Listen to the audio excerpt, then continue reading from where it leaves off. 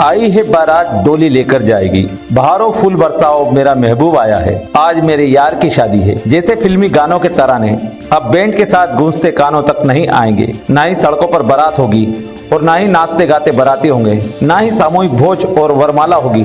जो भी होगा सब कुछ सोशल डिस्टेंस के साथ होगा। निर्धारित परिवार के सदस्य सब कुछ बंद कमरे में कर लेंगे क्योंकि लॉकडाउन है। अक्षय तृतीया से शादियां शुरू होकर जून जुलाई तक चलती है, लेकिन इस मर्तबा शादियों के सामूहिक आयोजन निरस्त होने से मैरिज गार्डन में सन्नाटा पसरा पड़ा है। डेकोरेशन, कैटरिंग, हलवाई, प्रिंटिंग प्रेस सहित शादी समारोह में लगने वाले सारे कारोबार ठप पड़े हैं। शादियों में लगने वाले बैंड, जनरेटर और ढोल की थाप सब कुछ सन्नाटे में तब्दील है। बैंड की गाड़ियां तो ऐसे खड़ी है जैसे कोई शोपीस हो। बैंड संचालक बताते हैं कि सारा व्यापार ही चौपट हो गया है। भारत बैंड का मालिक हूँ और आज आका तीज का त्यौहार है और ये चला है अभी इसमें हमारा बहुत ही नुकसान हुआ है। करीब 2.5-3 लाख रुपए का नुकसान हो गया है और हम घर से बेघर हो गए हैं। हमारे घर में ना लून है, ना तेल है, ना मिर्ची है, ना कुछ भी नहीं है। हम इतने परेशान हो रहे हैं कि जिसका जवाब नहीं, आपको क्या बताएं हम। मैरिज गार्डन संचालक भी शादी समारोह के निरस्त होने से करोड़ों का नुकसान होना बताते हैं। शहर में करीब 1 दर्जन बड़े मैरिज गार्डन हैं। जीएमडी संचालक प्रवीण सोनी ने बताया, चूँकि कोरोना के कारण हिंदुस्तान में भी लॉकडाउन चल रहा है, जिसके कारण मैरिज गार्डनों में अप्रैल, मई, जून, जुलाई जितनी शादियां थी लगभग कैंसिल हो चुकी है। और मैं सोचता हूँ रतलाम शहर में लगभग 15-20 मैरिज गार्डन हैं और वहीं हर मैरिज गार्डन में 15 से 20 शादियाँ, 10 शादियाँ, 15 शादियाँ, 20 शादियाँ लगभग कैंसिल हुई है।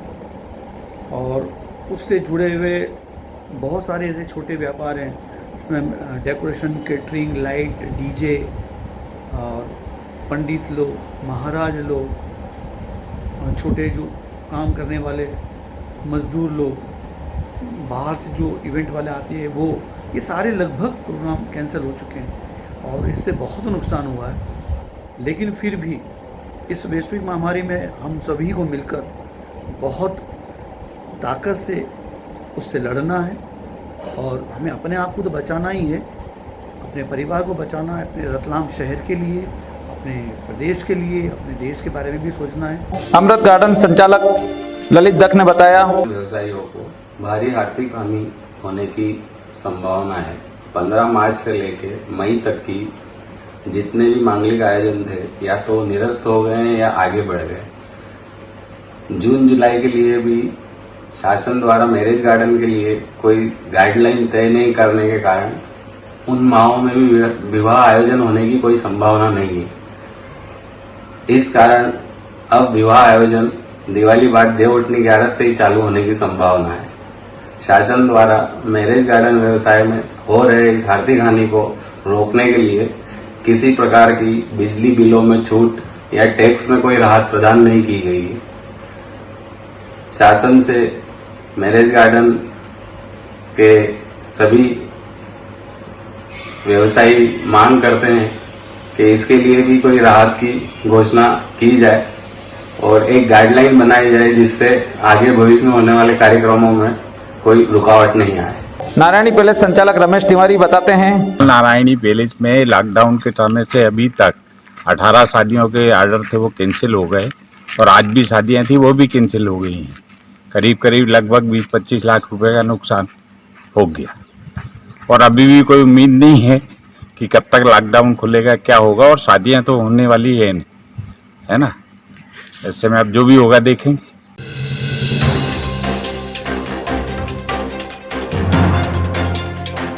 अक्षय तृतीया पर्व से शहनाई की गूंज शुरू होती है। इस दिन से भारतीय सनातन संस्कृति में परिणय बंधन की शुरुआत होती है। रविवार को अक्षय तृतीया पर्व मनाया गया। मंदिरों में सोशल डिस्टेंस का ध्यान रखते हुए भक्तों ने अनाज, मटकी में शीतल जल और फल भगवान को अर्पण कर रस्में पूरी की। इस बार कोरोना वायरस ने शहनाई की गूंज भी रोक दी। कहीं कोई वैवाहिक आयोजन बारात नहीं निकल सकी। जिसे विवाह रचाना हो वह अनुमति लेकर 4-5 लोग विवाह की रस्में पूरी कर सकते हैं। मंदिर में दान पुण्य करने वाली महिलाओं ने बताया, आशा परमार। आशा जी, आप ये मंदिर में आए हैं, ये मटकी रखी कुछ रखा है, क्या प्रथा है, क्या इसके पीछे क्या उद्देश्य है आप लोगों का? क्योंकि अभी वैशाख महीना चल रहा है, गर्मी बहुत ज़्यादा है, इसलिए कहा जाता है कि गर्मी में पानी का दान बहुत बड़ा दान माना जाता है, इसीलिए मंदिर में ठंडे पानी का कलश भगवान के लिए रखा जाता है। अक्षय तृतीया के दिन, आज अक्षय तृतीया, इसीलिए अपनी श्रद्धा अनुसार जो जितना कर सके हो, और ऊपर कोई भी फल दान करने का मतलब ये, क्योंकि अभी ऋतुओं का राजा आम ही है, तो सबसे बड़ा फल आम मानते हैं, इसलिए पानी के साथ उस आम को दान करते।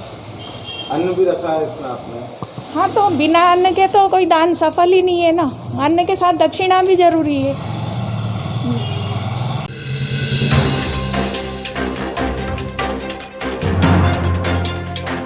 हरदेव लाला पिपली क्षेत्र में बैंक ने भुगतान के लिए कैंप लगाया। कैंप में जीरो बैलेंस खाताधारियों और पेंशनधारियों को भुगतान किया गया। सबसे बड़ी बात तो यह है कि यहाँ पुलिस मौजूद होने के बाद भी सोशल डिस्टेंसिंग और मास्क का पालन करवाने में जिम्मेदारों ने कोई रुचि नहीं ली। अभी लॉकडाउन के समय यह स्थिति है, तो सवाल यह उठता है कि लॉकडाउन हटने के बाद शहर के क्या हालात होंगे, यह जिम्मेदारों को सोचना चाहिए।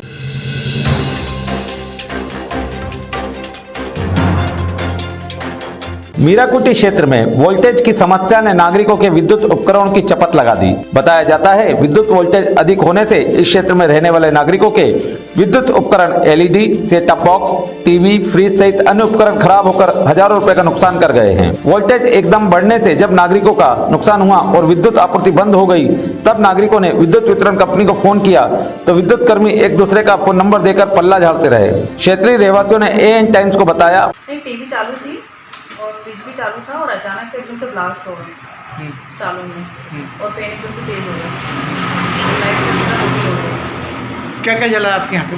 मेरे यहाँ पे फ्रिज और टीवी। एक तो लॉकडाउन का पालन करते हुए हम लोग सब घर में थे। अगर घर से बाहर निकलो तो कहीं पे भी पुलिस आ जाती, कुछ भी आ जाती, और ऐसे में एमपीबी की तरफ से वोल्टेज इतना हाई हुआ तो कि घर की सारी चीज़ें जैसे पंखे आ गए, कूलर है, फ्रिज है, एसी है, ये सब उड़ गए। और एमपीबी को अगर खबर करो तो वो किसी चीज़ का प्रॉपर जवाब नहीं देती, वो बोलती उस जोनल पे फ़ोन लगाओ, इस जोनल पे फ़ोन लगाओ, और खबर करने के बावजूद भी नहीं आती। और इसके बाद हर रोज़ मीराकुटी रोड के ऊपर 2-3 घंटे के लिए लाइट चली जाती है, 2-3 घंटे के लिए लाइट चली जाती है। अब ये जो नुकसान हुआ है इसका भरपाई कौन करेगा?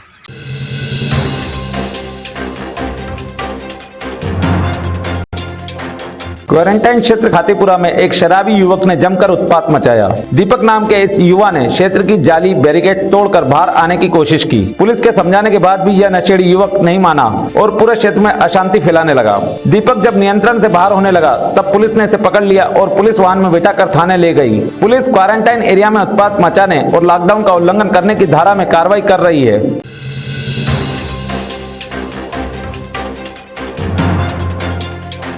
कंटेमिनेटेड एरिया मोमिनपुरा में गैस टंकी का वितरण किया गया। एलपीजी गैस टंकी लेने के लिए यहां नागरिकों की भीड़ लग गई। भीड़ लगने से पुलिस को मोर्चा संभालना पड़ा। पुलिस ने टंकी लेने आने वालों की कतार लगवाई। भीड़ होने से सोशल डिस्टेंस को फिर एक बार मुंह की खानी पड़ी। टंकी लेने के लिए पहुंचे नागरिकों को दिक्कतें उठानी पड़ी। नागरिकों में आक्रोश रहा कि वे अपनी समस्याएं किसे बताएं।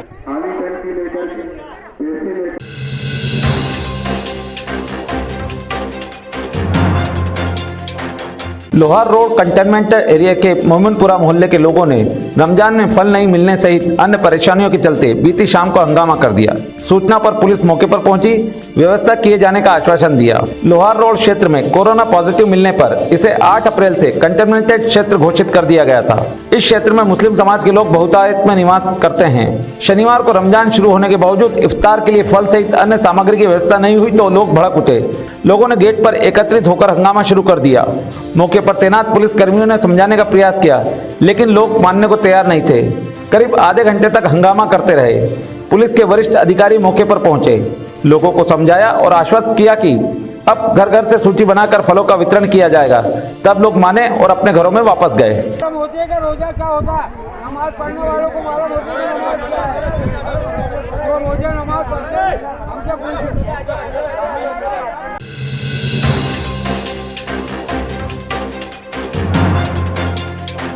रतलाम की माटी के लाल शहीद लेफ्टिनेंट कमांडर धर्मेंद्र सिंह चौहान की प्रथम पुण्यतिथि पर कॉलोनी वासियों ने उन्हें याद कर श्रद्धा सुमन अर्पित किए।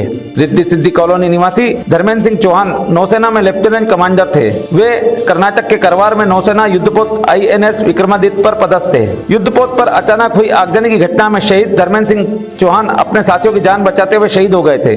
शहीद धर्मेंद्र सिंह की प्रथम पुण्यतिथि पर रिद्धि सिद्धि कॉलोनी में उन्हें याद करते हुए श्रद्धा सुमन अर्पित किए गए। कॉलोनी रहवासियों ने शहीद के चित्र पर पुष्प अर्पित कर श्रद्धांजलि अर्पित की।